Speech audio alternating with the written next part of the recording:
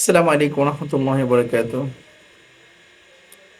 আকলিমা বোন প্রশ্ন করেছেন যে একটি কাঁথার মাঝে এক কোণে বাচ্চা পেশাব পায়খানা করে দিয়েছে, তো সেটা ধুয়ে শুকনো যে পবিত্র অংশ সেখানে দাঁড়িয়ে নামাজ পড়া যাবে কিনা, অথবা একটি তোষকের পিঠে বাচ্চা পেশাব করে দিয়েছে, অপর পিঠে উল্টায় অপর পিঠে দাঁড়িয়ে নামাজ পড়া যাবে কিনা। উভয় প্রস্তুত ক্ষেত্রে বোনকে বলতে চাই যে কাঁথার পবিত্র অংশে দাঁড়িয়ে নামাজ পড়া যায় যাচ্ছে। অপরদিকে যে অংশটি নাপাকি লাগার পর ধোয়া হয়েছে সেটা যদি শুকিয়ে যায় তাহলে পুরোটাতেই নামাজ পড়া জায়েজ আছে।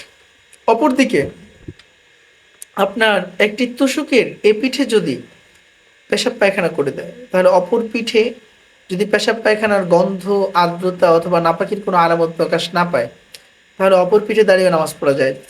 উল্লেখ্য থাকে যে অবশ্যই যদি আমরা চাই তাহলে পবিত্র কাপড় সেই তোশকের উপর বিছিয়ে নামাজ পড়া জায়েজ।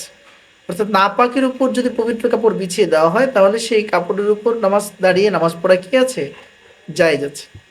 তো এজন্য আমাদের মা বোনেরা যখন নামাজ আদায় করতে যাব পবিত্রতার দিকে অনেক বেশি খেয়াল রাখতে হবে, কারণ নামাজের বাহিরে যে ফরজগুলো তার মধ্যে হলো শরীর পাক, কাপড় পাক, নামাজের জায়গা পাক, সতর ঢাকা, ক্যাবলামুখী ওয়াক্ত মতো নামাজ পড়া, নামাজের নিয়ত করা। আল্লাহ পাক আমাদেরকে যথা নিয়মে পবিত্রতার সাথে আমল করার তৌফিক দান করুন।